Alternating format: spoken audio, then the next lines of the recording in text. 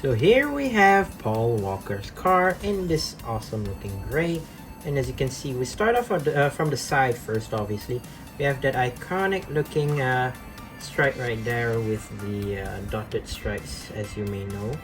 And just look at the details on the wheel arches there. They actually printed the wheel arch for the first time actually in this set, because they've never printed anything on the wheel arches previously from different sets. Like previously, of course, the Fast and Furious Dominic Toretto's Dodge Charger, as you may remember. And just look at these 6-spoke rims in sort of like this metallic type of texture, which is quite interesting to see in this set. Basically all of these are prints and stickers, you know. These are prints and these are stickers. Obviously you can see the side skirts there. They have studs at the bottom, which don't really mind. I mean, from the looks of things, it doesn't seem like they have studs. When you look at it from the bottom view, then maybe you can see it.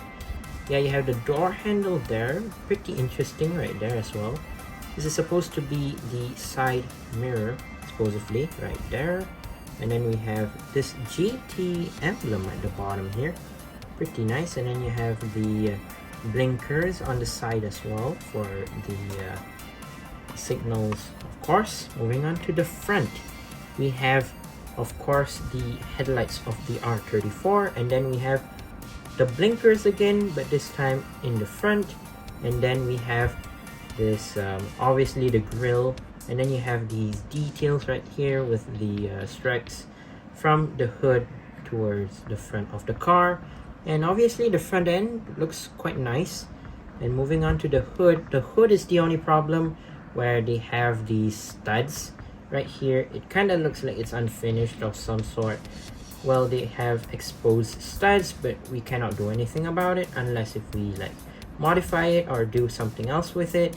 Then we can obviously remove it or do something else. And then we have obviously the blue stripes on the hood as well.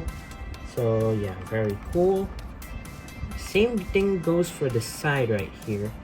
Obviously the same, just that obviously it's on the other side. And then moving on to the back here, we have these iconic rear lights, which are from the R34. Obviously R34 Skylines always have the circle type of rear lights, which they always have, including the R35 recently, of course. And then we have the license plate at the bottom here. It says T4U 842, pretty interesting right there. And this license plate is actually the exact same license plate from the movie, which is pretty cool actually. Then it says Toyo tires on the top right here, and GTR for the back. And then you even have this exhaust tip, which is also colored in that same type of silver as the rims, which is quite interesting here. It uses this type of what do you call this, a circle with a hole in it, so it's like kind of makes that effect of the exhaust tip right there. And then you have this massive wing, which I know you're not meant to do this, but still you can like put it up and down, obviously. So it's like, this is the wing in blue, obviously similar to from the movie, of course. Yeah, you have this massive wing, the blue wing at the back, which is quite cool. Let's move on to the interior of this car and lift up the windshield, and you can see Paul Walker inside driving his R34 right there in his white clothes, and of course gray pants right there. And you have the triple NOS right here. You can see 3 tanks of NOS right there at the the passenger seat. And then you even have that tiny little speedometer right there at the dashboard, which is quite interesting right there, as you can see. Yeah, this is basically the dash for the car in black right there. So you can actually lift up this one as well, but I do not see why you would open it. Like, you can lift up the back as well, but I'm not sure you will do this or not. Well, there's actually like an extra seat at the back with the yeah, but I'm not sure why would you open the back and put a minifigure at the back. I mean, like, you already have this guardrail right here. I mean, the obviously you already have that, so it's like covered up, so why would you put any minifigures at the back? But still, it's quite cool that they've put that feature at the back. Yeah, but overall it seems okay. For the roof, yeah, it's totally clean, pretty nice. Just that the only problem is basically the hood, where it has these studs at the front. You can even see from the back there, you have a bit of that right there. But yeah, let's take a look at the base as well.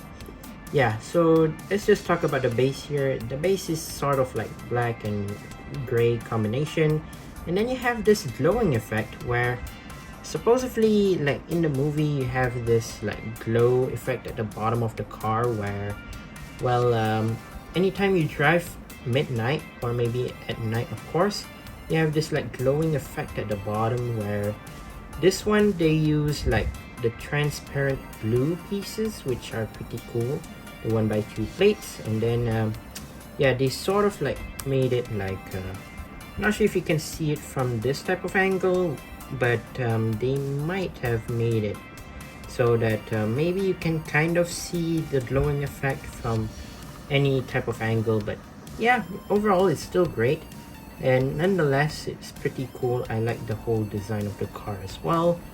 And yeah, let's go on to the final verdict.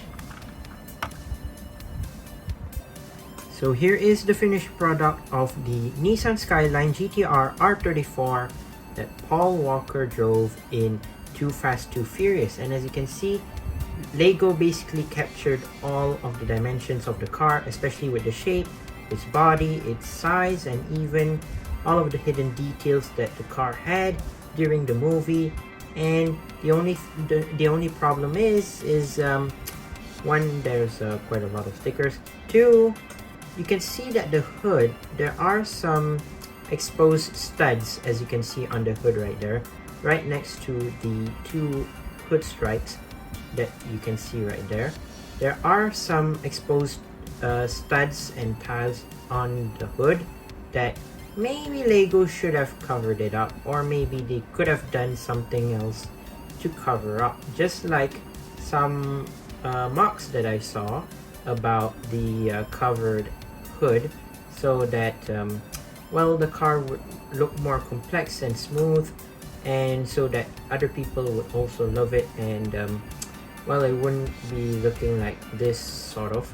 But overall, the car is looking okay. I even like the character that it comes with, of course, Paul Walker, that was in the movie, and basically the whole car and the whole structure is just so good, and it captures everything from the movie. And basically it's such a fun car, and such a fun Lego to build. And yeah, that is my review about the Lego Speed Champions Fast and Furious, the Nissan Skyline R34. Once again, I'd like to say thank you guys for watching. See you in my other videos. Don't forget to leave a like and subscribe, and I'll see you guys in the next one. See you soon. Bye bye.